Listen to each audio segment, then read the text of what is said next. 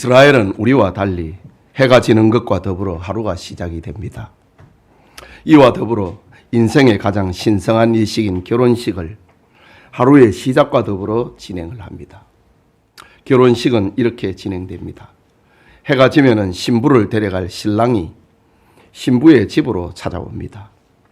이때 신부의 들러리는 보통 10명으로 구성이 되는데 모두 순결을 상징하는 하얀 옷을 입고 손에는 신랑의 행렬과 결혼식을 밝힐 등불을 들고 신랑을 기다립니다. 신랑이 신부의 집에 도착을 하면 랍비가 율법을 낭독을 하면서 결혼식을 집례하게 되는데 이때에 정숙한 결혼식을 위하여서 대문을 닫고 모든 출입을 금지시킵니다. 예수님은 본문에서 이스라엘 사회의 결혼식 풍경을 통하여 중요한 메시지를 들려주십니다. 결혼식이 있기로 약속된 날이 되었습니다. 태양은 지고 새날이 시작이 되었는데 오기로 한 신랑이 도착하지 않았습니다. 한참을 기다렸는데도 신랑의 인기척은 보이지 않습니다. 신랑을 기다리던 들러리는 피곤이 쌓이고 지쳐갑니다. 어찌하여 신랑이 오지 않는가? 수군대던 열처녀는 신랑을 맞이할 부탁을 받았지만은 긴장이 풀리고 잠이 들기 시작했습니다. 바로 그때 신랑이로다 맞으러 나오라 라는 신랑을 돕는 행렬의 소리가 들려오기 시작합니다. 잠자던 신부 측 사람들은 허둥지둥 채비를 챙기며 일어났습니다. 신랑을 맞이할 들러린 중 5처녀는 등불을 밝히고 신랑을 맞이하러 대문 밖으로 나갑니다. 그런데 또 다른 5은 자신의 등불이 밤을 지내는 동안에 기름이 다 떨어지고 말았습니다. 그들은 등불을 밝힌 5처녀에게 기름을 좀 나눠달라고 부탁합니다. 하지만 기름을 나누면 모두가 부족하게 되니 차라리 기름을 사오라고 합니다. 등불을 밝히지 못한 5처녀는 기름을 사기 위하여 가게로 달려갔습니다. 그 사이에 신랑은 신부의 집으로 들어오고 대문은 닫히고 결혼식이 시작이 되었습니다. 그제야 등을 밝힌 5처녀는 잔칫집에 들어가지 못하고 말았습니다. 예수님은 유대 사회에서 흔히 일어나는 결혼 풍습을 통하여서 천국을 기다리는 자의 삶을 보여주고 있습니다. 이 시간 열처녀 비유라는 제목으로 하나님의 말씀 받기를 원합니다. 하나님의 은혜가 우리 모두에게도 임하기를 소원합니다. 열처녀의 비유, 이것은 지상교회의 불완전성을 알려주는 비유입니다. 본문 1절과 2절에 보면 그때의 천국은 마치 등을 들고 신랑을 맞으러 나간 열처녀와 같다 하리니 그 중에 5은 미련하고 5은 슬기 있는 자라고 했습니다. 여기 신랑은 우리가 짐작하는 대로 재림하실 예수님을 가리킵니다. 열처녀는 세상에 살아가고 있는 모든 교인들을 말합니다. 열처녀가 가진 등은 교인들의 외형적인 모습입니다. 주의를 성수하고 봉사하고 헌신하고 직분 등을 가지고 있지요.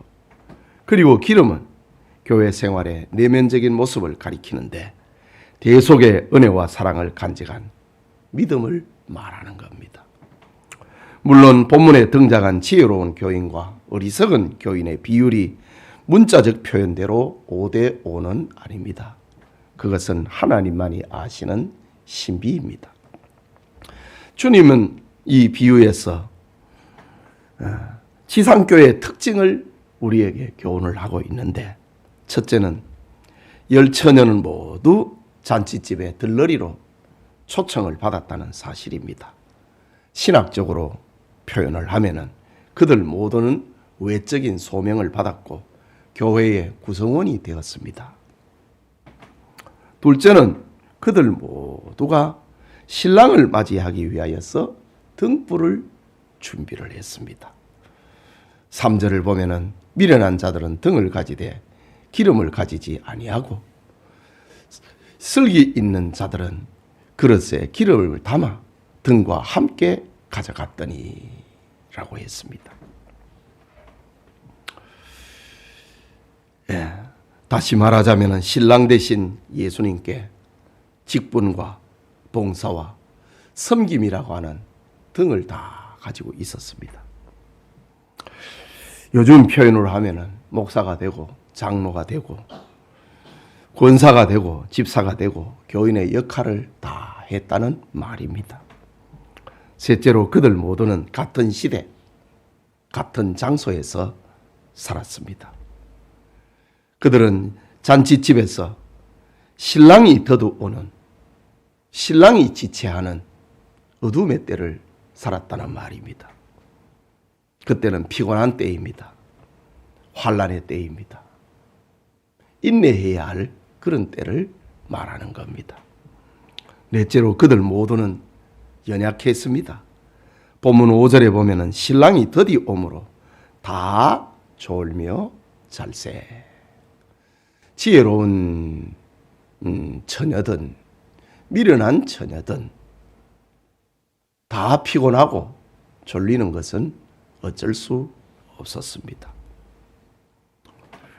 그들 모두는 죄인이고 한결같이 그리스도의 은혜와 속죄의 공로를 필요로 하는 사람들이라는 말입니다. 여섯째로 그들은 모두 신랑을 기다렸습니다.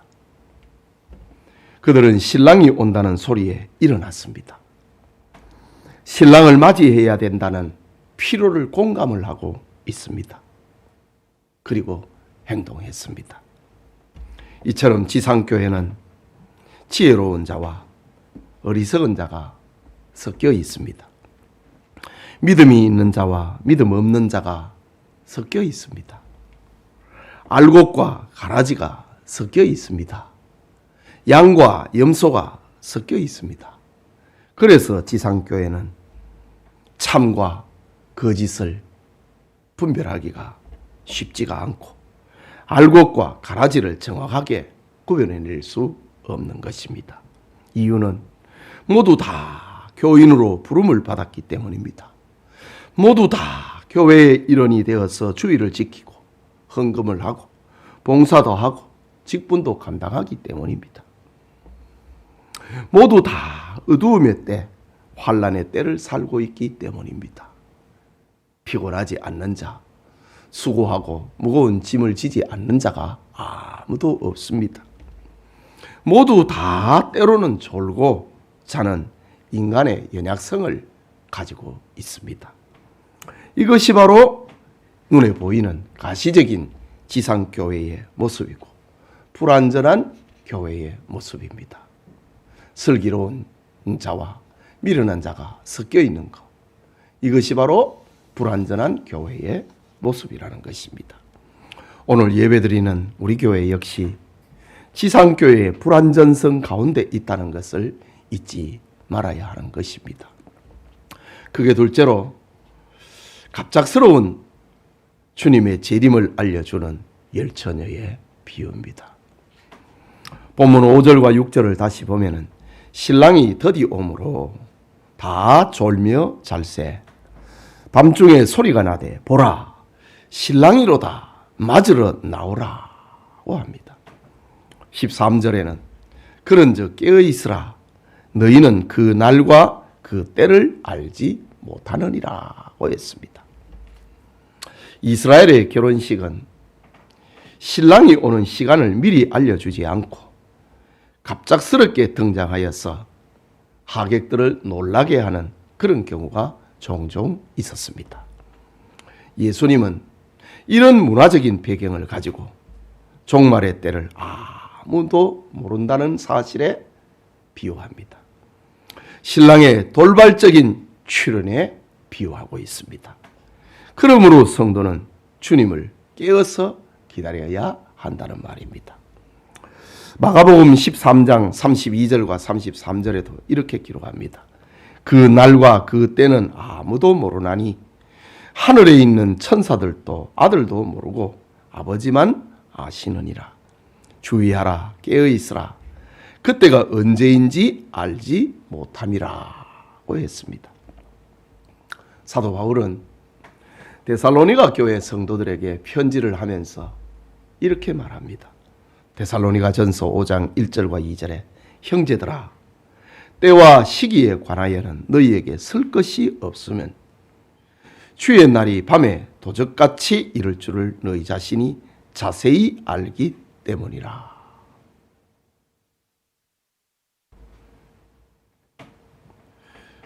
너희 자신이 자세히 알기 때문이다. 때와 시기에 관하여는 너희에게 쓸 것이 없다. 너희가 자세히 알고 있다고 합니다. 이게 무슨 말입니까? 전도자 바울이 교인들에게 종말에 대해서 부지런히 가르쳤다는 말입니다. 우리 가운데 이 종말의 때에 대해서, 재림 신앙에 대해서 알지 못하는 자가 없도록 바울이 열심히 더 이상 글을 쓸 필요가 없을 정도로 가르쳤다고 합니다.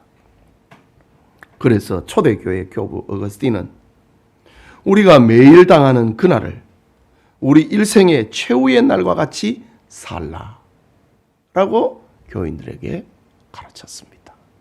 초대교회 성도들의 삶이 그랬습니다.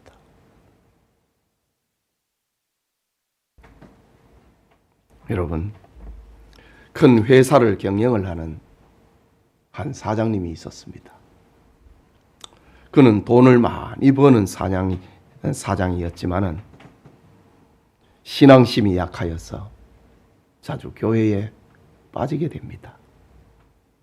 한 번은 목사님이 그 회사 앞을 지나다가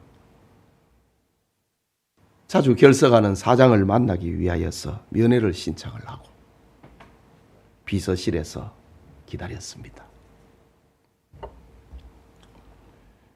사장실에 들어간 비서가 사장님, 목사님이 오셨어요.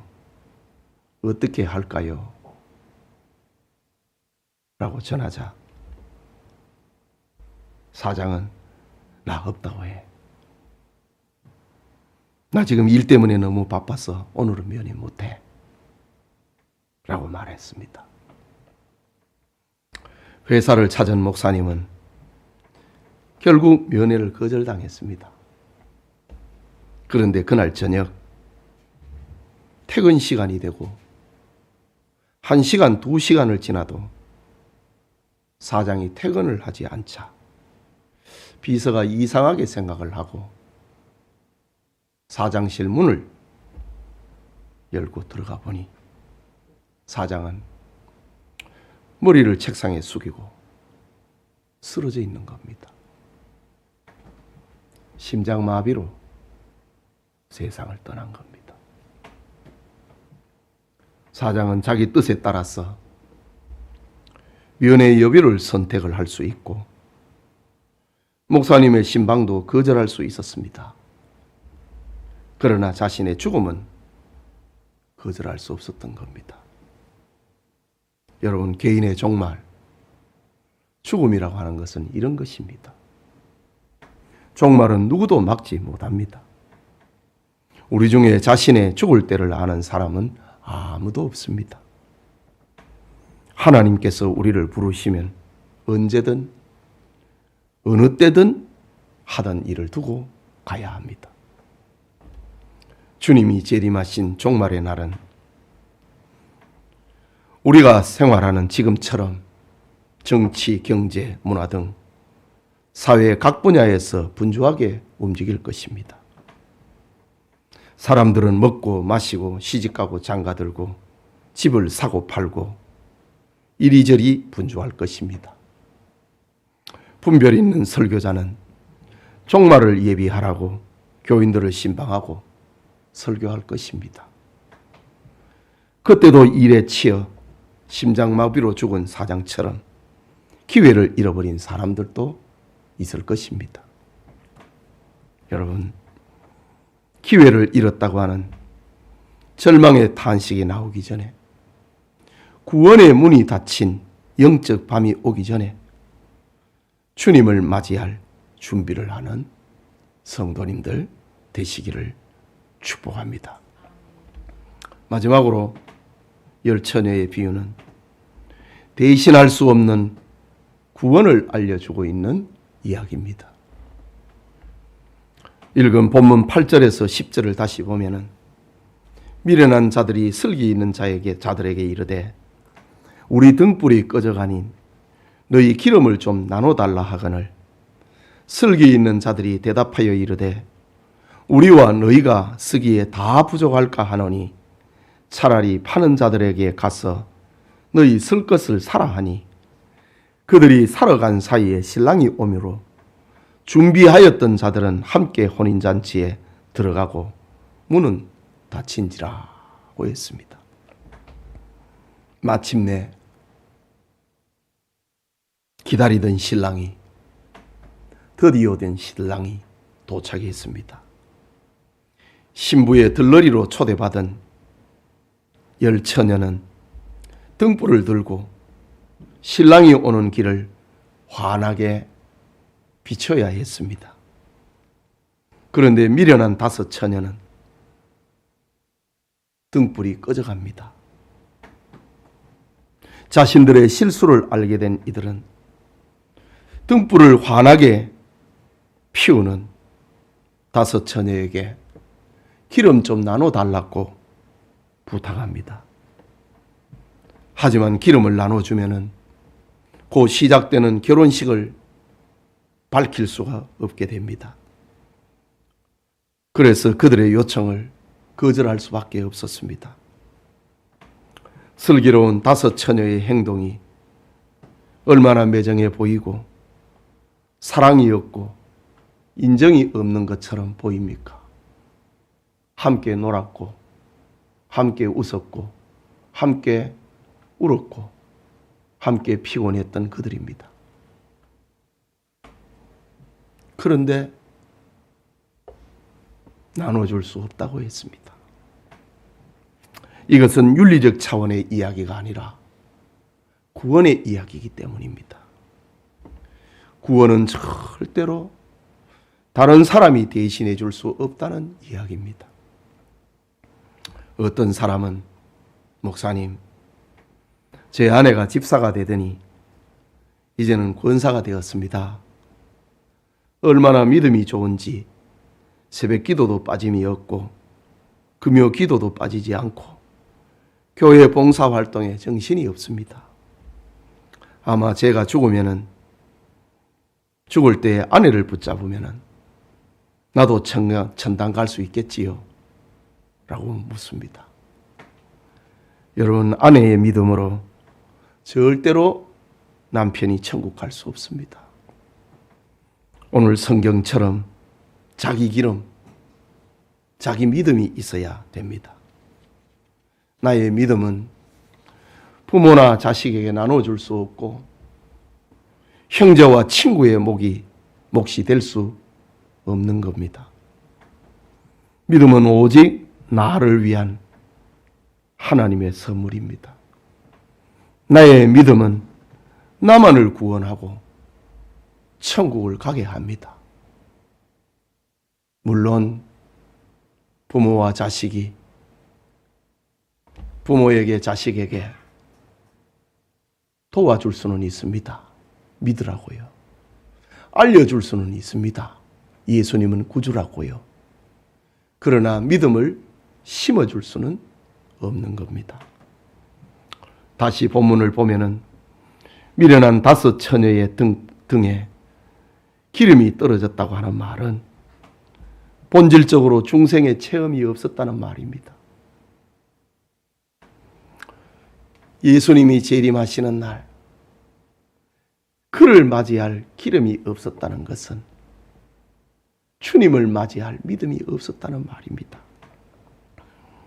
그들은 혼인잔치집에 부름을 받았지만은 초대를 받았지만은 마음으로 믿어 의에 이르고 입으로 시인하여 구원에 이른다는 사실을 알지 못했습니다. 그들은 그저 교인으로 살았습니다. 그들은 거듭난 믿음과 구원이 신앙의 핵심이라고 하는 것을, 그것이 얼마나 중요한 것인가를 몰랐습니다.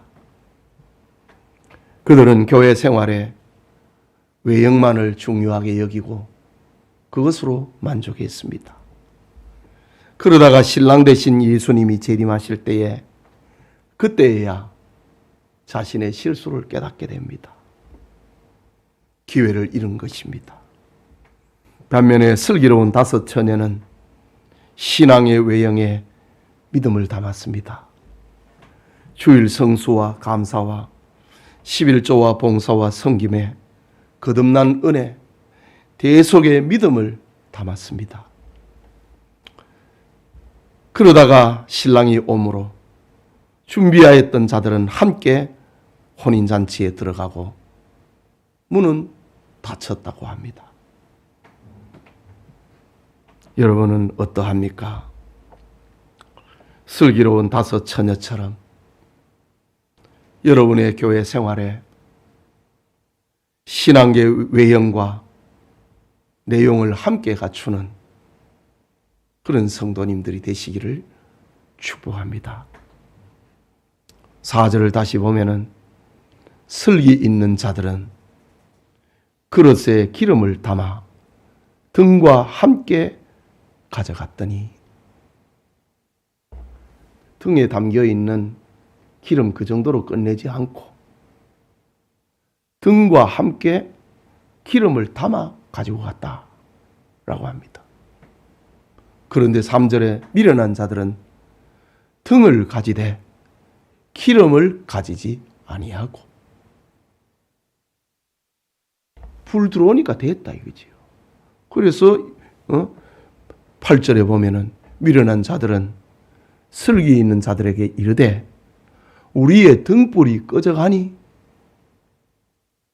그래 등에 기름은 있었습니다. 그런데 기다리는 동안에 그 기름 다 타버렸습니다. 우리의 등불이 꺼져가니, 불을 못 밝힌 거 아니었습니다. 교회 왔습니다. 봉사했습니다. 직분도 받았습니다. 그런데 주님을 만날 수 있는 그런 마음의 준비는 안 한 겁니다. 우리의 등불이 꺼져가니 너희의 기름을 좀 나눠달라 라고 합니다.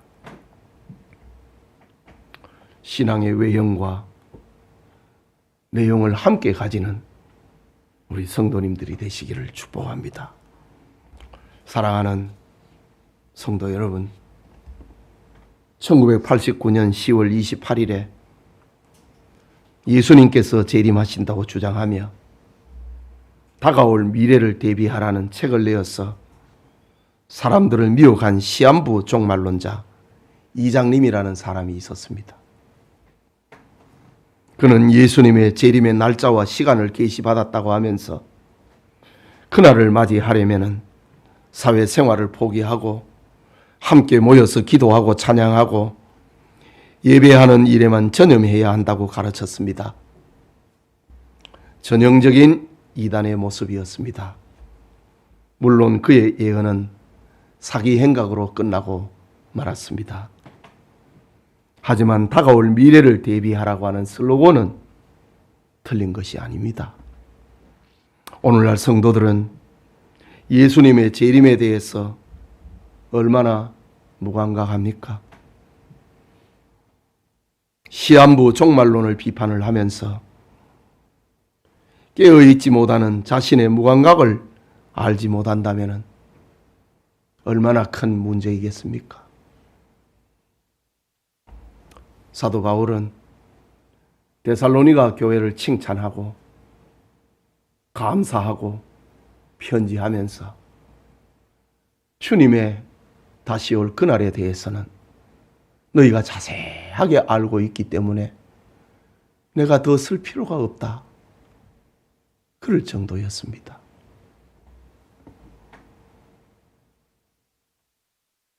우리는 자신의 무감각을 알고 있는가? 이 말입니다. 본문에 등장하고 있는 열 처녀는 재림을 기다리는 성도의 자세를 알려주고 있습니다. 세상에 33년을 사셨던 예수님은 우리에게 주님의 재림과 천국을 기다리며 살랐고 말씀하셨습니다. 그것은 주님이 피로 값주고 사신 교회를 통하여서, 잔치집을 통하여서 펼쳐집니다. 혼인 잔치집의 열 처녀처럼 우리 모두는 불완전한 교회에서 예수님을 맞이할 준비를 해야 합니다. 미련한 모습으로는 주님을 만날 수 없습니다. 세상 것은 좀 늦어도 괜찮습니다. 기회는 다시 옵니다. 그러나 영적인 일은 절대로 미뤄서는 안 됩니다. 이유는 우리가 사는 시간의 길이를 알지 못하기 때문입니다. 그러므로 우리는 항상 깨어서 주님 맞을 준비를 해야 합니다. 신앙의 외형은 있으나 믿음이 없는 사람은 등을 가졌으나 기름이 떨어진 미련한 처녀와 같습니다. 반대로 믿음을 가진 사람은 신앙의 외형을 통하여서 등불을 밝혀야 됩니다. 외형은 내용을 담는 그릇이기 때문입니다. 우리는 불완전한 지상교회에서 신앙의 외면과 내면을 고루 갖춰야 됩니다. 직분의 믿음을 가져야 되고, 주일 성수에 믿음을 더하여야 되고, 11조와 헌금 생활에 믿음을 더해야 되고, 봉사와 섬김에 믿음을 담아야 됩니다. 믿음으로 해야 합니다. 언제 오실지 모르는 주님의 재림에 슬기로운 다섯 처녀처럼 신앙의 외형과 내면을 함께 간직하는 깨어있는 성도님들이 다 되시기를 축복합니다. 우리 같이 말씀을 생각하고 기도합시다. 나는 등은 준비를 했는데 기름을 준비하고 있는가? 기름을 그릇에 담고 있는가? 돌아봐야 됩니다. 오늘 주일날 교회에 오는 것은 등을 가졌다는 말입니다. 우리가 목사의 직분을, 장로와 집사와 권사의 직분을 받았다고 하는 것은 등을 가졌다는 겁니다. 그런데 그것을 믿음으로 하고 있는가? 거기에 믿음을 담았는가? 그것이 기름을 준비하는 겁니다. 등과 기름을 고루 갖추는 함께 간직하는 우리가 되기 위해서 기도합시다.